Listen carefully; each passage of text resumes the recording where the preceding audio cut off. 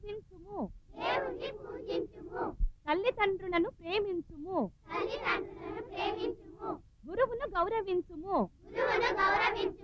తల్లిదండ్రులు దైవముతో సమానము తల్లిదండ్రులు దైవముతో సమానము. తల్లి దేవత, తండ్రి దేవుడు.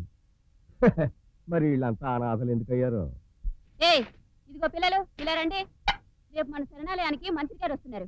మీరు ఇలా దరిద్ర మొహాలతో చింపి జుట్టుతో ఉంటే మన అనాథ శరణాలయం పరుగు పోతుంది. అయితే రేపు మాకు సెలవా మేడం?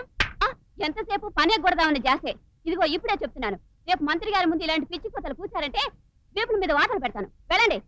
అడ్డమైన వదవులు కనపారేసిన దిక్కుమాల సంతంతా ఏమిటి ఇదే ఎక్కడ వేలాడుతుంది? పొద్దున సూర్యగాన్ని కొట్టింది మేడం, అందుకే ఈ పనిష్మెంట్. ఏయ్, ఎందుకు కొట్టావే? నన్ను ఆడముండని తిట్టాడు. తిడితే కొట్టాలా? నిన్ను ఆడముండ అంటే నీ కోపం రాదా? ఏయ్, నిన్ను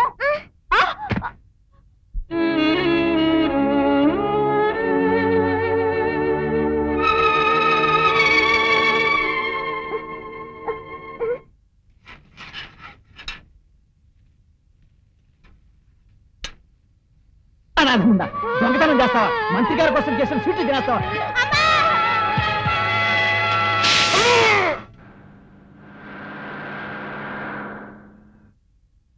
పార్టీ ఆఫీస్ లో వేరే ఫంక్షన్ ఉంది, తొందరగా కానివ్వండి. మంత్రి గారిని కాకబట్టి ఈ సంవత్సరం ఫండ్స్ కూడా తినేయాలి ఈవిడి గారి తాపత్రయం. ఈ అనాథ పిల్లలు చూస్తుంటే నాకు జాలి. తల్లి తండ్రి లేని వీళ్ళని చూస్తుంటే నా గుండె తరుక్కుపోతుంది. వీళ్ళందరూ నా పిల్లలు లాంటి వాళ్ళు. వేరే నాన్న వెయ్యి. అందుకనే నా పుట్టినరోజు వీళ్ళ మధ్య చేసుకుంటున్నా.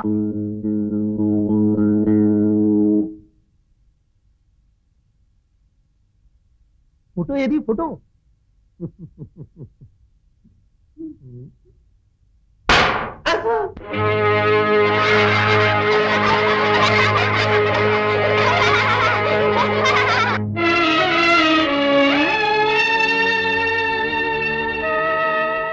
తల్లిదండ్రులను ప్రేమించుము.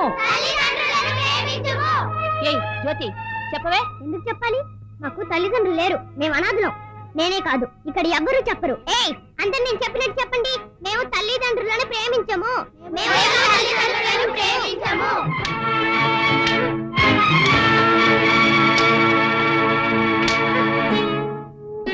ఎందుకు తల్లి ఎప్పుడు ఏదో అల్లరి చేసి దెబ్బలు తింటూ ఉంటావు? నేనే వాళ్ళు వచ్చేసాను తాతయ్య. మేము అనాథ పిల్లలమని పని మనుషుల కంటే హీనంగా చూస్తున్నారు. ఎలాగో మాకు తల్లిదండ్రులు లేరు కదా, ఎందుకు పూజించాలి? అందుకే అలా అన్నాను. అయ్యో పిచ్చి తల్లి, అందరి సంగతి తెలియదు గాని నీకు మాత్రం తల్లి తండ్రి ఉన్నారు. తాతయ్య, నాకు అమ్మ నాన్న ఉన్నారా? ఉన్నారమ్మా.